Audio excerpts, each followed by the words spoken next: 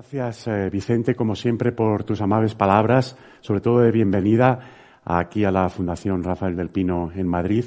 Es un placer poder dirigirme a todos ustedes sobre un tema que yo creo que no solamente es de mucha actualidad, sino también que creo que es un tema crítico de cara al futuro para la competitividad de la economía española, de sus empresas, por supuesto de las empresas de todo el mundo. La reinvención de la empresa en este mundo digital yo creo que es no solamente una oportunidad, sino que es incluso una obligación.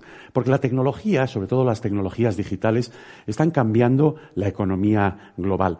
Las empresas ya no pueden ignorar ni los retos ni las oportunidades que subyacen a toda esta gran transformación. Y fíjense que todas y cada una de las fases de la cadena de valor de las empresas están en estos momentos siendo transformadas por las tecnologías de la información. La tecnología digital supone una disrupción generalizada de todos los eslabones de la cadena de valor de las empresas, desde el I+D hasta los insumos, la producción, las ventas y el servicio o la atención al cliente posterior a la venta. Y, por supuesto, ofrece todo tipo de oportunidades para reconfigurar esa cadena de valor y también para integrar de una manera distinta, de una manera transformacional, los distintos eslabones de esa cadena. Bueno, cuando pensamos sobre la tecnología y cómo afecta o puede afectar a la empresa en el contexto actual, yo creo que tenemos que distinguir entre distintos aspectos, ¿no? Por un lado tenemos la gestión interna de la empresa, donde creo que tecnologías como la blockchain pueden tener en los próximos años un impacto muy importante, que además se va a traducir en una transformación organizativa de las empresas dentro de sus propias estructuras.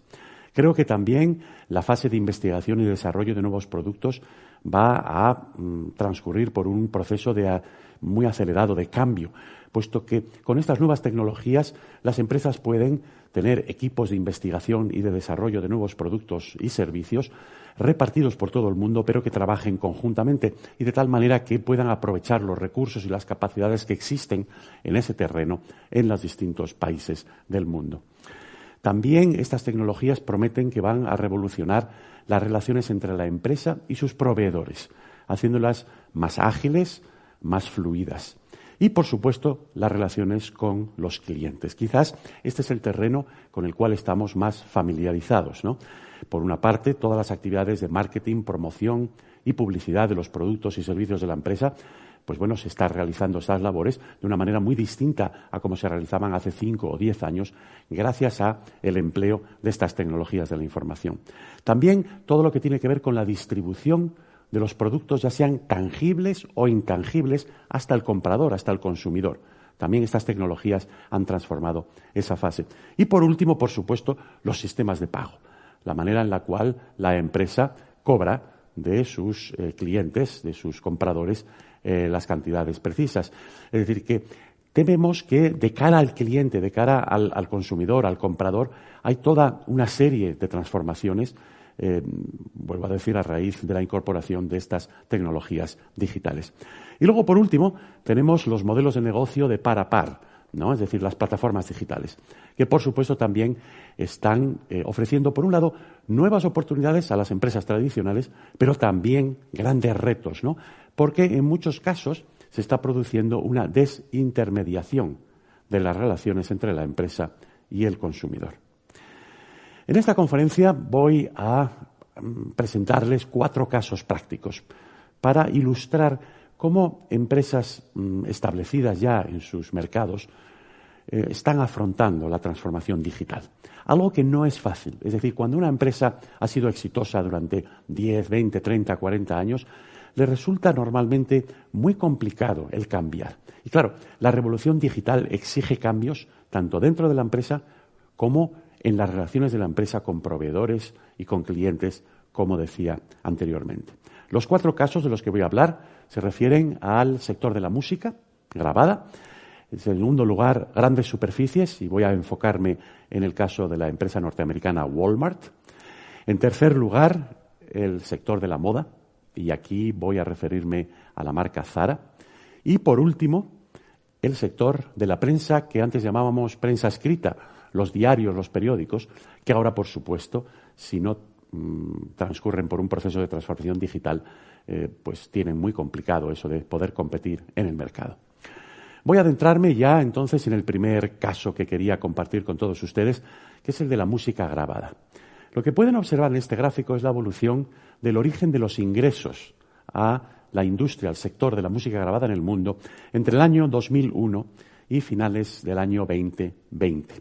Y lo que vemos es que se ha producido, en primer lugar, una caída de la cifra de negocio en este sector de la música grabada entre el año 2001 y el año 2014. Y, por supuesto, esto se debió a una primera revolución tecnológica que tuvo que ver con las descargas de canciones de música, ¿no? Estas descargas de canciones de música, tal y como se verificaban hace 15 años, hace 20 años, abrían todo una oportunidad muy grande para la piratería, es decir, para que los consumidores pudieran disfrutar de la música sin tener que pagar por esos contenidos, puesto que, por supuesto, están siempre protegidos por las leyes de la propiedad intelectual. Luego, en un primer lugar, lo que vemos en la evolución de este sector es una caída de la cifra de negocio debido, vuelvo a decir, a la piratería, en el contexto de una nueva tecnología que era la de las descargas. Pero vemos que a partir del año 2011, pero sobre todo en los últimos 5 años, desde el año 2014-2015, esa tendencia a la baja en los ingresos totales se cambió, ¿no? Y empezamos una fase de crecimiento de los ingresos totales, gracias a una nueva tecnología, la tecnología del streaming.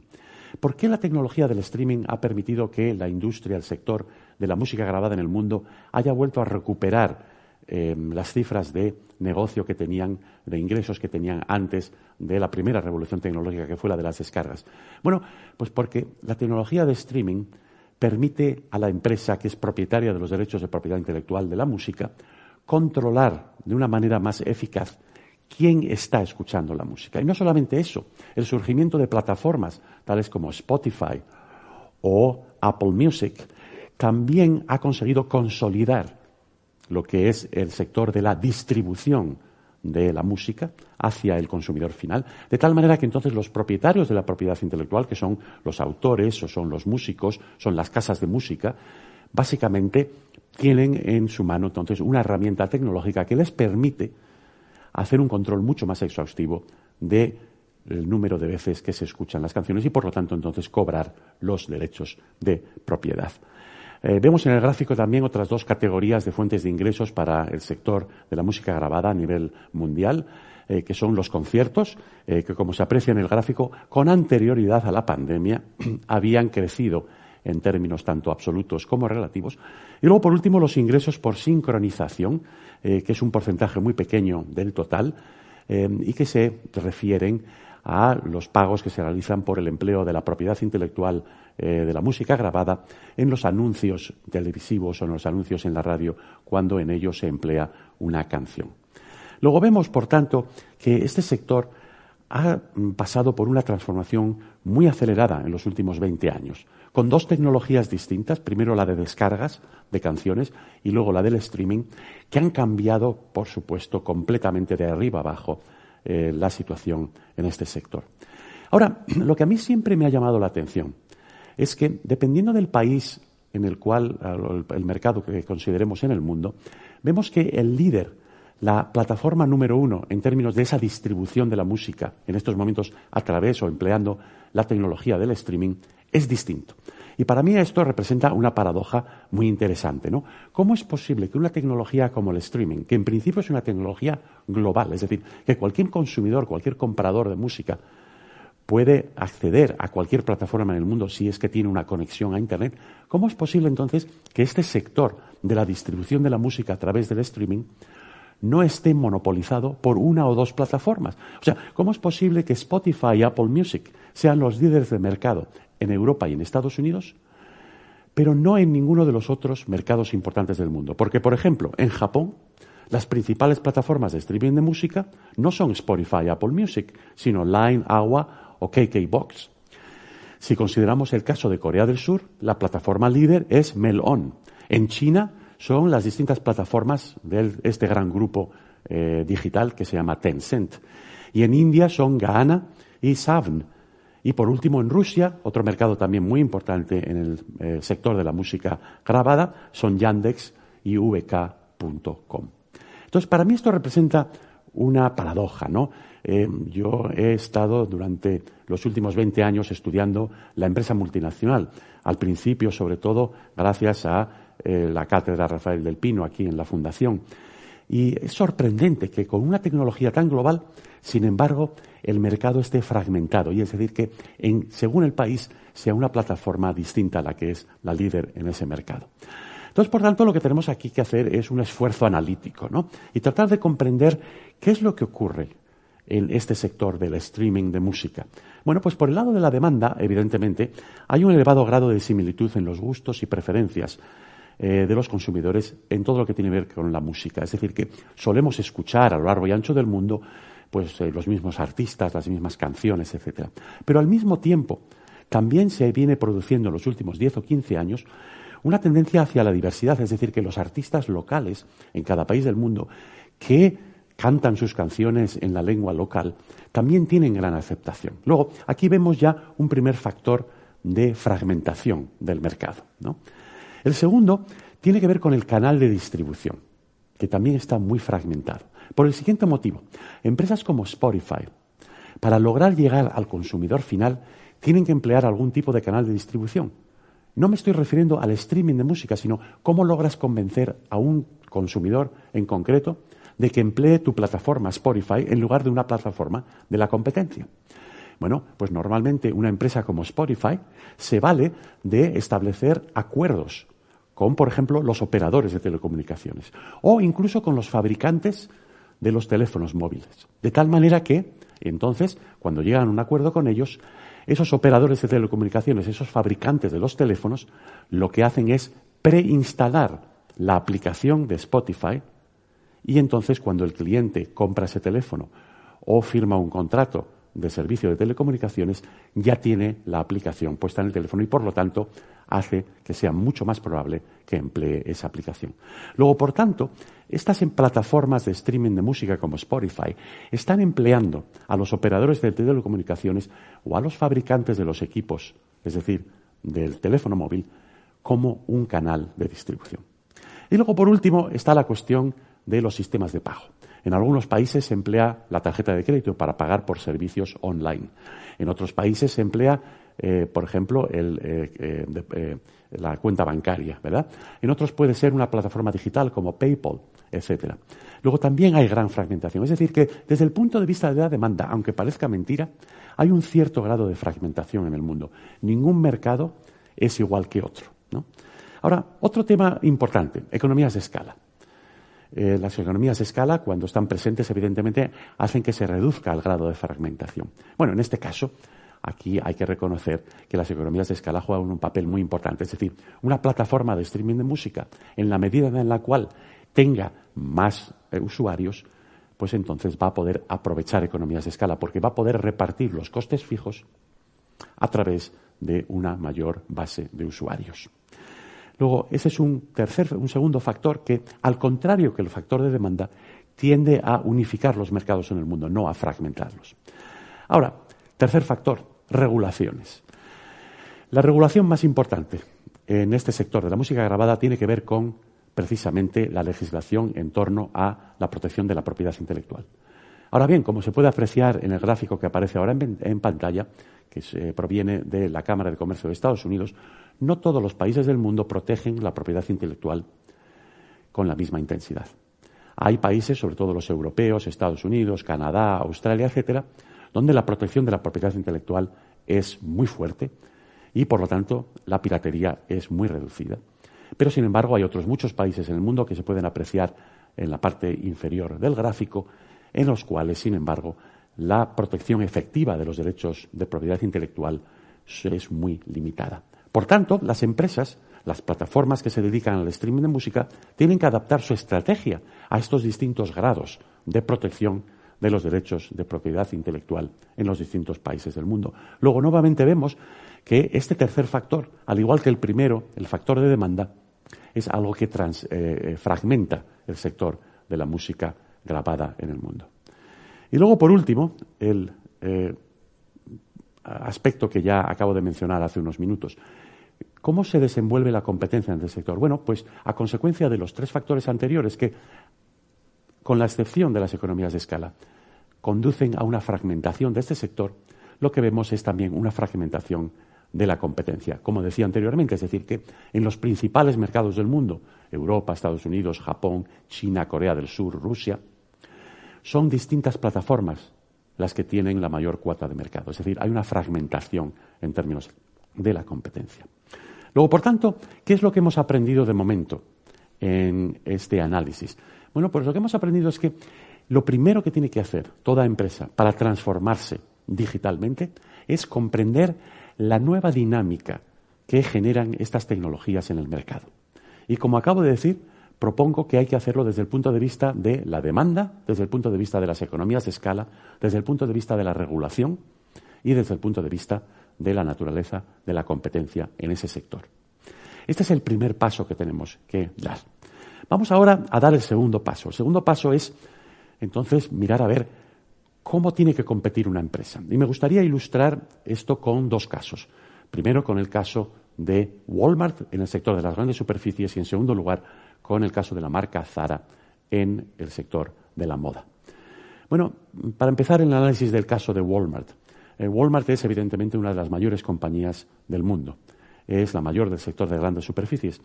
Es una compañía que ha tenido mucho éxito en Estados Unidos, pero que, sin embargo, se ha encontrado con muchos problemas a la hora de expandirse internacionalmente, incluso antes de la revolución digital. Y ahora, con la revolución digital, sobre todo en todo lo que tiene que ver con el reparto de alimentos a domicilio, está teniendo todavía dificultades más importantes. Bueno, vamos a escuchar a la directora de Walmart Internacional, la primera ejecutiva de las operaciones internacionales de Walmart, que se llama Judith McKenna. Y ella dice que el consumidor global está cambiando, ¿no? Y esto es algo que Walmart tiene que entonces tener muy en cuenta, tiene que adaptarse a esos cambios. Y que no hay una única manera de satisfacer al consumidor en todos los mercados en el mundo. Es decir, que no existe una talla única en el sector de las grandes superficies. Walmart opera en el mundo con 55 distintas marcas, es decir, no siempre opera con la marca Walmart, sino que principalmente porque ha crecido a través de adquisiciones de otras grandes superficies, es una empresa que opera en 26 países en el mundo, entre ellos las mayores economías, pero sin embargo no lo hace con una marca única. Es una empresa que evidentemente, por lo tanto, tiene dificultades para poder transferir mejores prácticas, es decir, si algo funciona en una parte del mundo, transferir esa práctica a otra de sus subsidiarias en otros países.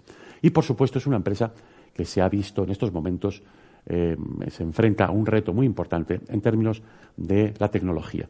La tecnología que tiene impacto sobre sus operaciones no solamente de cara al consumidor, sino también de cara a sus relaciones con los proveedores y todo lo que tiene que ver con la trastienda, ¿verdad? Con toda la organización y toda la logística que hay detrás de la gran superficie. Es también una empresa que se ha tenido que enfrentar últimamente al fenómeno de las guerras comerciales, porque evidentemente las grandes superficies están muy afectadas por todo tipo de tensiones comerciales o de boicots o de aumentos en aranceles, etcétera, que se puedan producir.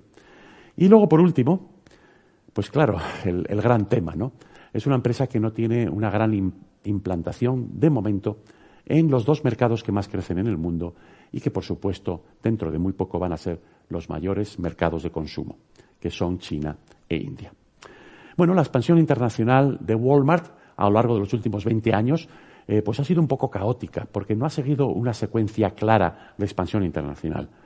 Por ejemplo, entró en México en el año 1991, relativamente pronto, pero luego pues se introdujo en Asia, en China en concreto, en el año 1996, antes de introducirse en Europa, ¿no? Lo cual pues parece que no tiene mucho sentido. Y hay 2 mercados que antes del comienzo de la pandemia ya había tenido que retirarse de ellos porque durante años había sufrido grandes pérdidas. Y esos 2 mercados son Alemania y Corea del Sur. Luego, vemos que es una empresa que no ha tenido gran éxito en su expansión internacional. Y entonces, pues en los últimos 2 años, sobre todo a raíz de la pandemia, ha venido esta nueva tendencia, que es la del reparto de alimentos a domicilio, que es un sector que está creciendo mucho y en el cual, evidentemente, se han introducido las grandes plataformas digitales como Amazon y Alibaba en China, ¿no? Bueno, pues aquí en el gráfico vemos el crecimiento en términos de millones de dólares, miles de millones de dólares, en los 3 mercados más importantes del mundo, China, Estados Unidos y Europa, que se prevé, tengo el dato real para el año 2019 y el pronóstico para el año 2024. Y lo que vemos es un crecimiento muy grande, sobre todo, quiero recalcar, en el mercado chino, ¿no? Claro, esto es una nueva tendencia en el mercado que es muy jugosa, es muy atractiva para una empresa como Walmart. Pero recordemos, ya no está en este terreno compitiendo solamente con otras grandes superficies, sino que también está compitiendo con Amazon, con Alibaba, etcétera. Y desde el punto de vista del número de usuarios medido en millones, pues también para los 3 mayores mercados del mundo vemos este incremento tan importante, pero sobre todo vemos que en China ya hay más de 400 millones de usuarios de plataformas de reparto de alimentos a domicilio. 400 millones. Mientras que en Estados Unidos hay aproximadamente 100 y en Europa como unos 160. Y nuevamente vemos que el mayor aumento se va a verificar en los próximos años en el mercado de China. Entonces, aquí lo que tenemos que plantearnos es lo siguiente. Walmart está en estos momentos sufriendo de la competencia de estas nuevas plataformas digitales que se han introducido en el mercado a través de la opción de reparto a domicilio. ¿Qué capacidades o recursos tiene Walmart para hacer frente a esta incursión, a esta invasión? Bueno, pues en primer lugar es una empresa que ha acumulado muchos datos, mucha información durante las últimas décadas sobre las cadenas de suministro. Luego, esto es un recurso o capacidad que le puede ser útil.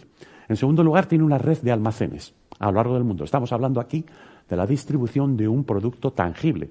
Luego, por tanto, hay que mover ese producto desde la empresa hasta el consumidor. Esa red de almacenes, esta red logística que tiene Walmart, evidentemente puede serle útil a la hora de competir con Amazon o con Alibaba.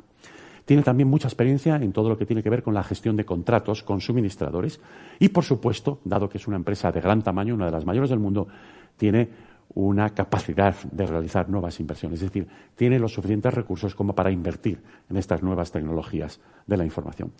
Y, bueno, pues también tiene una marca que es reconocible y reconocida a lo largo y ancho del mundo.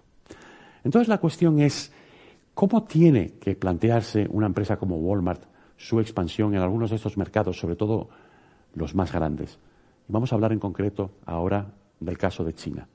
Bueno, pues en China llega, como decía anteriormente, en el año 1996 a través de una joint venture, de un negocio conjunto con un socio chino. Y tuvo muchos problemas al comienzo.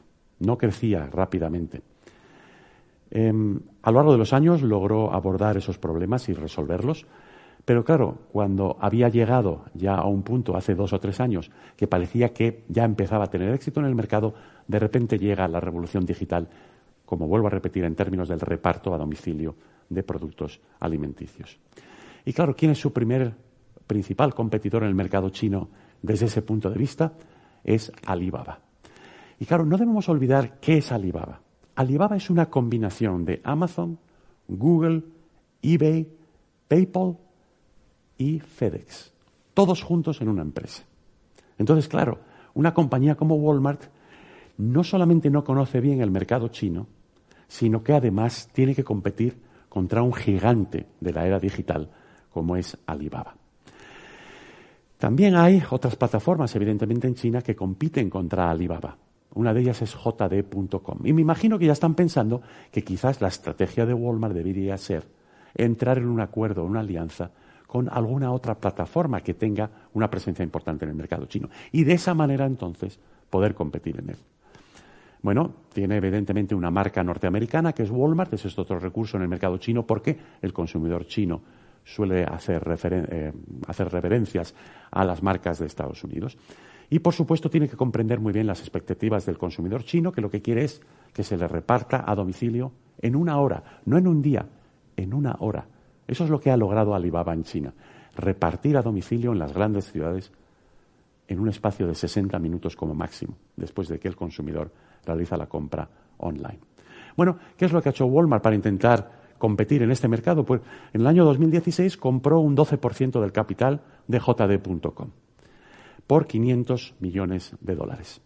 Por cierto, Tencent, la empresa a la que me refería anteriormente, es el accionista mayoritario de JD.com.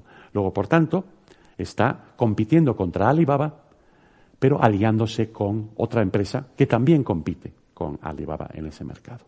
Walmart, JD.com y Tencent han puesto en común todos sus datos de clientes, porque en este sector y en esta revolución digital, el recurso más importante es la información. Entonces, toda información que tengas sobre el historial de los clientes es absolutamente útil a la hora de competir en el mercado. También están empleando técnicas de crowdsourcing en todo lo que tiene que ver con el reparto a domicilio. Y, por cierto, déjenme también decir que Tencent es accionista minoritario de la subsidiaria de Carrefour en China, el grupo francés. Bueno, pues vemos aquí que Walmart básicamente lo que ha hecho es diseñar una estrategia específica para el mercado de China. No tengo tiempo hoy para decirles lo que está haciendo Walmart en India, lo que está haciendo en otros mercados. En cada mercado, esta empresa se ha visto forzada a adaptar localmente su estrategia. Fíjense, la tecnología digital es un medio global, pero las empresas, por ejemplo, de grandes superficies, tienen que adaptarse localmente, porque la competencia, la estructura de esa competencia en cada mercado es muy distinta. Y como vemos, por ejemplo, en el caso de China, la empresa ha entrado en acuerdos con plataformas locales. Y eso es lo que está replicando en otros mercados, pero por supuesto con otras plataformas digitales que tienen una cierta presencia en esos otros mercados. Tercer caso que quería discutir hoy con ustedes, la marca Zara. Bueno, como saben, Inditex es la propietaria de esta marca y, la empresa ha tenido mucho éxito en los últimos 15 o 20 años a nivel global, con un aumento sostenido de las ventas. Es la marca que propuso en el mercado el concepto de la moda rápida, que es un concepto de supermercado, es decir, moda fresca, rápida, perecedera, con ciclos de producción muy cortos, con un departamento de diseño específico para cada línea de producto y con un elevado grado de integración vertical. No olvidemos que Zara no solamente diseña y vende moda, sino que también la fabrica, aunque tiene, por supuesto, una red de proveedores repartidos por todo el mundo. Y evidentemente la moda rápida depende de un cálculo muy preciso de las cantidades de mercancía en cada tienda para maximizar las ventas totales y minimizar los niveles de inventarios. Vamos a poner una serie de números aquí detrás del concepto de la moda rápida. Del diseño a la tienda en solamente 3 semanas. Nuevos artículos en cada tienda 2 veces a la semana. 11.000 artículos de moda en cada temporada. Y eso se compara con solamente entre 2.000 y 4.000 para los competidores de esta empresa. Los consumidores tienen, por lo tanto, un incentivo muy fuerte para comprar antes de que cambien los artículos, ¿no?, en la tienda. Y recordemos que 2 veces a la semana se traen nuevos artículos de moda. Y el consumidor medio, el comprador medio de Zara, visita una tienda 17 veces al año, comparado con 3 o 4 veces al año para la mayor parte de la competencia. Bueno, en este gráfico podemos observar y apreciar la gran diferencia que existe entre una marca como Zara, que es la que aparece disfrazada, ¿no?, en la parte superior del gráfico, cuando dice marca vertical de moda rápida. Eso es especialmente el caso de Zara. La duración del ciclo de la moda en semanas, medido en semanas, comparado con otros tipos de marcas en el sector de la moda, como vemos, ¿no? Las diferencias no son del 5, del 10 o del 20%, las diferencias son del 200%, del 300% en términos de una mayor rapidez dentro de este ciclo de moda. Bueno, Zara, como todos saben, sus oficinas centrales están en Arteixo, en A Coruña, que es una esquina del mundo, ¿no?, muy cerca de Finisterre, ¿verdad?, del fin de la tierra. Está muy lejos de sus principales mercados en Europa y del resto del mundo. Y, sin embargo, es una empresa que ha decidido, desde sus comienzos, tener un elevado grado de coordinación. Todo transcurre físicamente a través de sus oficinas centrales, toda la logística. Y se controla, como apreciamos en esta fotografía, a través del empleo de tecnología. Y parece como una fotografía del la sala de control de la NASA, ¿verdad?, cuando están lanzando cohetes al espacio. Pero, sin embargo, es la sala de control de operaciones de Inditex y, por lo tanto, de la marca Zara en Arteixo, en La Coruña. Lo que quiero recalcar es que es una empresa que está muy coordinada globalmente. Y, por supuesto, que se ha expandido a lo largo y ancho del mundo a través de tiendas, ¿no? Es una empresa que no hace publicidad. La tienda es su escaparate y es su principal soporte publicitario. Y, bueno, pues tiene miles de tiendas repartidas por todo el mundo. Y fíjense que, además, su secuencia de expansión, si van siguiendo en la tabla las distintas columnas con los años, pues se ve que no sigue una lógica clara, ¿no? Es decir, primero abren su primera tienda en España en el año 1975, luego se introduce en Portugal, pero luego salta a Estados Unidos, luego sí, Francia, pero luego más tarde México, ¿no? Es decir, no es una secuencia lógica, ¿no?, que siga un cierto criterio geográfico o cultural. Y esto es porque, pues básicamente realizaron una inversión muy importante en producción, en logística, en marca, y lo que querían era, evidentemente, hacerla rentable cuanto más rápido posible. Y sin adaptarse a las circunstancias locales, salvo en los pedidos que exactamente o que concretamente cada tienda pudiera hacer, pero no sacando colecciones específicas para ningún país en el mundo. Bueno, pues este sistema tan centralizado, tan coordinado de Zara, pues por muchos años ha tenido unos resultados fantásticos, pero llega la revolución digital, igual que en el caso de Walmart. ¿Y qué es lo que ocurre? Bueno, pues que precisamente el sector de la confección y del calzado, de acuerdo con los datos que vemos en pantalla, es uno en el que tanto las mujeres como los hombres son muy propensos a emplear. Es decir, que un 71% de las mujeres en el mundo han comprado al menos alguna vez un artículo de moda a través del canal online y un 49% de los varones. Y como ven en la tabla, es un porcentaje superior al de prácticamente todos los demás sectores que vemos en pantalla. Luego, por tanto, esta revolución digital ha afectado de una manera muy directa al sector de la moda. Bueno, vamos a analizar cuáles son las ventajas de las ventas en línea, de las ventas online, desde el punto de vista del consumidor y desde el punto de vista de la empresa. Para el consumidor, el precio suele ser más reducido en el canal online. En segundo lugar, puede comparar precios de una manera mucho más instantánea. Otra ventaja para el consumidor del canal online es la conveniencia. Puedes comprar a cualquier hora del día, cualquier día de la semana. El abanico de productos disponibles también es más amplio, la gama, que en las tiendas convencionales.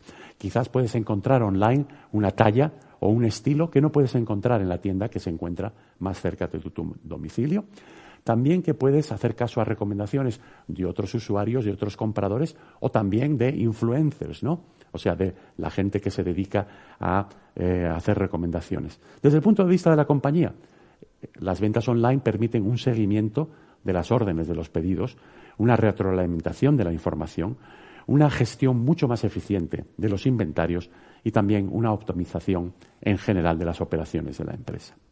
Ahora bien, si les preguntamos a los consumidores cuáles de estos factores son los que más le importan a la hora de acudir a un canal online, bueno, pues lo que vemos es que un 43% de ellos mencionaron el precio y un 38% la disponibilidad 24 horas al día, 7 días a la semana. Que los envíos pueden ser gratuitos, un 37%. En fin, pueden leer el resto de los atractivos, ¿no?, que tiene el canal online para los consumidores. Esto representa un reto muy importante porque, si no es por una razón, es por otra, que el consumidor cada vez más prefiere el canal online. Y esto está teniendo un impacto muy importante en las empresas de moda. Tanto es así que está surgiendo una nueva estrategia, la llamada omnicanal. Ya no es una estrategia multicanal, es decir, que la empresa vende a través de una tienda, a través de una gran superficie, a través de la venta por catálogo, telefónica, a través de la app en el teléfono, etcétera, sino que el consumidor lo que quiere, sobre todo en el terreno de la moda, es una integración de todos estos canales. Eso se llama la estrategia omnicanal. ¿Qué quiere decir esto? Bueno, pues por ejemplo, que el consumidor se va online para comparar precios, pero luego compra, quizás a lo mejor en un marketplace. Y luego no solamente eso, sino que lo que quiere es no que le envíen esa prenda de ropa a su domicilio, sino recogerla en la tienda que está cercana a su lugar de residencia. Luego la empresa lo que tiene que hacer entonces es integrar todos esos distintos canales. Como vemos en este gráfico, Zara ha conseguido hacer que sus ventas online despeguen, pero todavía representan no más allá del 5 o del 10% del total. La marca ha anunciado durante la pandemia que va a proceder a cerrar tiendas físicas. ¿Por qué? Porque prefiere crecer a través del canal online. Es decir, que una marca como Zara tiene que pivotar, ¿no? Ha sido muy exitosa, pero si no cambia su estrategia, puede perder su posición en el mercado. Luego, por tanto, tiene que poner en práctica una estrategia de pivote hacia el mundo online. Tiene que llegar a nuevos consumidores, a nuevos compradores, pero sin olvidarse de los clientes que ya tiene. Y tiene que desplegar, como decía antes, una estrategia omnicanal. Y por lo tanto, tiene que hacerse las siguientes preguntas. ¿Qué requiere su transformación digital? Bueno, pues requiere una mayor adaptación local, requiere una adaptación local superior, un grado de adaptación local al que han tenido en el pasado con sus tiendas físicas. ¿Y qué tiene que hacer en términos de coordinación global? Bueno, pues vamos a ver cómo, para comparar con Walmart, cómo ha operado Zara en China desde el comienzo de la revolución digital. Bueno, pues abrió su primera tienda física en China en el año 2012, hoy tiene 175, que por supuesto es un número insuficiente para cubrir todas las necesidades del mercado chino, que es un mercado inmenso. Por cierto, su principal competidor, H&M, tiene 520 tiendas en China. Pero fíjense, en estos momentos yo creo que para H&M tener más tiendas en China es un problema. Es decir, Zara tiene una ventaja ahí, porque va a poder transformarse hacia el mundo digital de una manera mucho más ágil que H&M.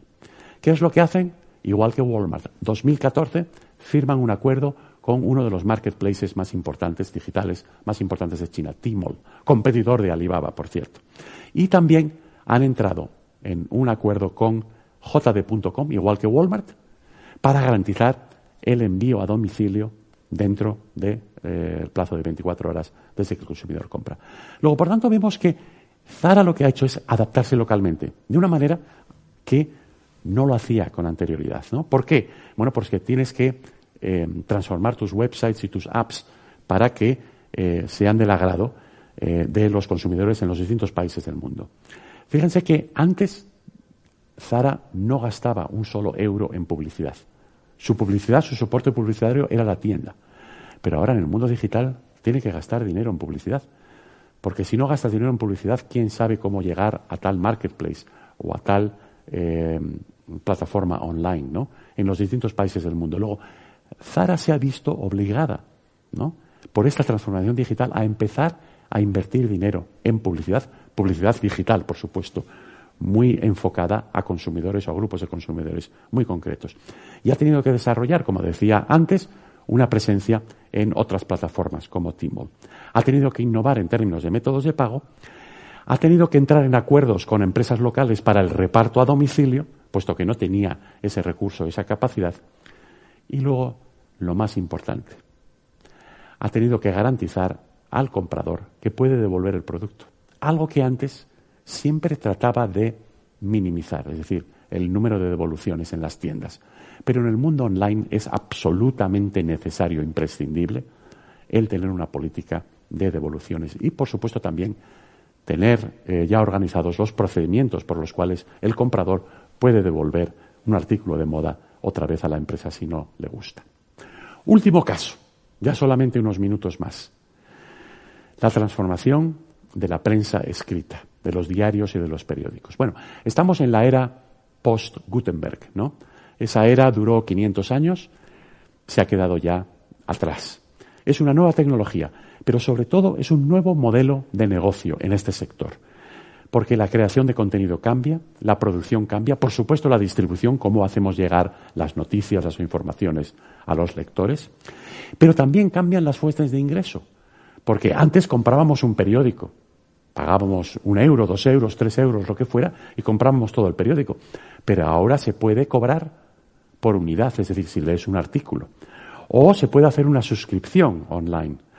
O se puede también, por supuesto, como en el modelo tradicional, hacer que los contenidos sean gratuitos, pero tratar de conseguir dinero a través de la publicidad. Y también hay diarios que se nutren, sus ingresos provienen de contribuciones directas de los lectores.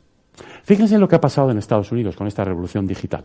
La tirada total de diarios alcanzó su máximo en el año 74 con 62 millones de ejemplares de tirada.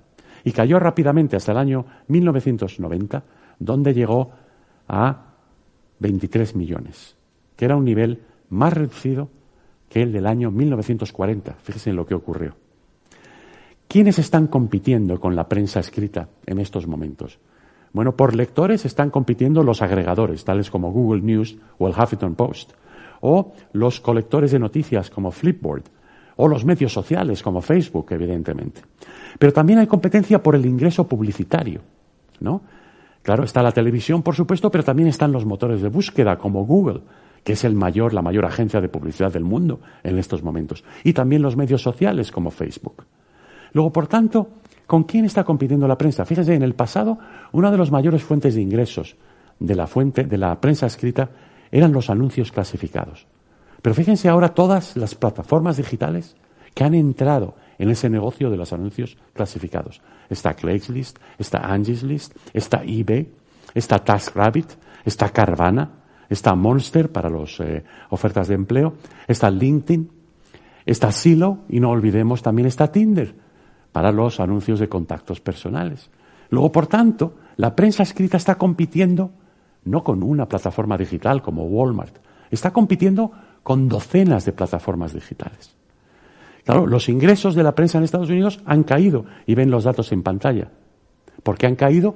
Porque ha caído la tirada, pero también han caído los ingresos por publicidad. Este es el problema, ¿no? Y hay 26 palabras de una regulación en Estados Unidos del año 1996 que han cambiado por completo la situación. Y voy a leerla. Ningún proveedor o usuario de un servicio digital interactivo podrá ser considerado quien publica o pregona informaciones suministradas por otro proveedor de contenidos. Como saben, esta fue la regulación que permite a Facebook no tener ningún tipo de responsabilidad legal sobre los contenidos que se difunden a través de esa plataforma. Sin embargo, los periódicos y los diarios siguen estando sujetos a responsabilidad legal por las noticias que publican o por el análisis que publican. Entonces, lo que tenemos que plantearnos es ¿qué valor añaden los periódicos tradicionalmente? Bueno, seleccionan noticias, proporcionan perspectivas sobre lo que ocurre en el mundo, tienen cierta credibilidad. Pueden también ofrecer periodismo de investigación. Tienen una página de opinión donde dan perspectivas personales, ya sea de la línea editorial del periódico o de personalidades que escriben para el periódico. Tienen conexiones con la comunidad local y luego ofrecen algunos otros entretenimientos que suelen ser muy populares, como el crucigrama o como las secciones de estilo de vida, tales como recetas de cocina o viajes. Y también, por supuesto, pueden ofrecer eventos por invitación. Ahora, ¿qué valor aportan los medios de información digitales? Inmediatez, ubicuidad, accesibilidad global, interactividad, personalización, coste, mucho más reducido, por supuesto, pueden crear una comunidad online y, sobre todo, la capacidad de ofrecer contenidos multimedia. Es una revolución. Este modelo es evidentemente lo que ahora quiere la gente, es lo que demanda el mercado. El modelo tradicional no funciona. Claro, ¿cuáles han sido la reacción entonces de los diarios? Ha sido lanzar ediciones digitales. Y los modelos de negocio, los modelos de pago han sido los siguientes. Un 31% de los diarios del mundo ofrecen sus contenidos gratuitamente por Internet. Tratan de compensar eso con ingresos a través de la publicidad. Un 33% de los diarios en el mundo en estos momentos cobran a través de un sistema freemium, es decir, gratis, pero hay contenidos por los cuales tienes que pagar. O sea, hay una cierta base de contenidos que puedes acceder gratuitamente a cambio de ver publicidad, pero luego hay otra serie de contenidos más específicos por los cuales tienes que pagar. O también hay un tercer modelo, que es un 33% de los diarios en el mundo en estos momentos, que es una barrera de pago blanda. Es decir, puedes leerte 5 o 10 artículos al mes, pero a partir de ahí tienes que pagar. Solamente un 3% de los diarios del mundo tienen una barrera de pago dura. Es decir, que no puedes leer nada a no ser que pagues. Y, por supuesto, hay diarios, como decía anteriormente, como The Guardian, el diario británico, que se nutren de contribuciones directas de sus lectores, y también hay algunos experimentos con crowdfunding. Por último, solamente unos minutos más, New York Times es el periódico bandera del mundo, ¿no?, que se ha transformado digitalmente. ¿Cómo ha conseguido tener, yo creo que, un éxito bastante importante en esta transformación digital? Bueno, sufrió una caída en su cifra de ejemplares vendidos, de tirada, entre el año 2012 y 2018, pero menor que la de otros grandes periódicos de Estados Unidos como el Wall Street Journal o el Washington Post. ¿Cuál ha sido su estrategia? ¿Cómo han competido? Han invertido en periodismo de alta calidad y en periodismo de investigación. Han experimentado con nuevos formatos digitales, web, app, podcasts, multimedia. Han aumentado el contenido de estilo de vida, porque eso le gusta a la gente, las recetas de cocina, las recomendaciones de viajes, el crucigrama. Han promovido el tráfico de usuarios a través de sus distintas propiedades digitales y han experimentado con distintos modelos de pago. Y sobre todo han intentado convertir a usuarios gratuitos en usuarios de pago. Aunque, por cierto, el Wall Street Journal ha tenido una tasa de conversión mayor, 4,4%, en comparación con el 3,7% del New York Times. Seguramente porque, claro, el Wall Street Journal es un diario de información financiera y las personas que leen ese diario son más propensas a pagar por el contenido y no solamente eso, en muchos casos son sus empresas las que pagan por la suscripción. Por último, gran éxito del New York Times, han crecido los ingresos por suscripción en sus propiedades digitales, tanto las que son de noticias como a las que me refería anteriormente, recetas de cocina, recomendaciones de viaje, el crucigrama, etc.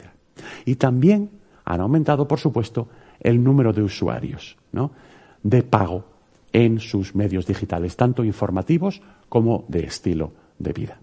Luego, por tanto, y con esto ya concluyo, la transformación digital.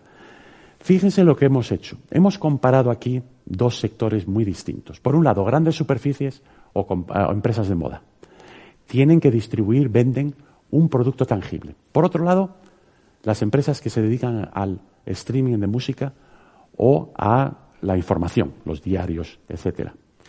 Son dos sectores muy distintos. En el sector en el cual hay una distribución física de un producto tangible, hay que adaptarse localmente de una manera muy importante. Eso es lo que está haciendo Walmart, eso es lo que está haciendo Zara. Sin embargo, en sectores en los cuales lo que se hace es una distribución digital de un producto intangible, como puede ser la música o como pueden ser las informaciones o las noticias, la estrategia es muy distinta. Caben muchas más estrategias diferentes. Y lo que vemos es, como veíamos antes, distintos modelos de pago, distintos modelos de negocio en ese sector. Y por cierto, no he tenido tiempo hoy, pero sí que me hubiera gustado hablar sobre la transformación digital de los sectores, en principio, más tradicionales que tenemos en la economía. Por ejemplo, la agricultura. Y aquí sí me gustaría decir algo muy importante. El sector de la agricultura se está transformando a través de la introducción de tecnología. Tanto es que yo creo que ya no podemos hablar de sectores de alta tecnología en la economía. Todos los sectores, incluida la agricultura, son ya sectores de alta tecnología, sobre todo por la introducción de las tecnologías digitales. Luego concluyo. La transformación digital de la empresa y de los grandes sectores de la economía representa, yo creo, una gran oportunidad para aumentar la creatividad, la productividad y el éxito empresarial. Y también supone un incentivo muy importante, yo creo, para diseñar nuevos modelos de negocio. Muchísimas gracias por su atención.